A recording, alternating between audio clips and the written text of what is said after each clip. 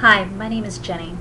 I'm known as JJ Esquire on Twitter, and this is my story about why providing a supportive environment for LGBT youth matters. I grew up in a small town in Northeast Ohio.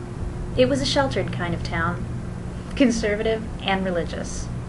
It was a kind of town where everyone seemed to know everything about everyone, all of the time. If you feel different in a town like that, it's like standing in the middle of a stage with a spotlight on you, naked for everyone you know to gawk at. There are thousands of towns like mine scattered across America, and there are thousands of LGBT youth who need support.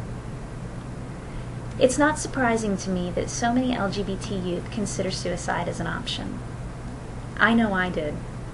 As a teenager, my family, my church, my friends, and seemingly society as a whole had not so subtly filled my head with the belief that being gay was something to be ashamed of, to be hidden. Being gay was a fast-track ticket to hell, but pretending to be someone I wasn't was also a sin. So either way, I was doomed. I feared that if I came out, I would be ostracized, disowned, cause my family public humiliation. The list went on. I felt as though I would never be capable of being myself, that I would be trapped in my own personal hell, constantly afraid of the consequences if I let my guard down. That's a lot of stress to put on an 18-year-old. It got tiring. Walking around with that level of stress and anxiety wears a person down. I had no support system. There was not one single person I felt I could talk to. Being dead sounded like a much better option than being a disappointment and an embarrassment to everyone I knew and loved. It's something you don't understand unless you've been there. The isolation and pain is a recording that loops in your head until it makes sense.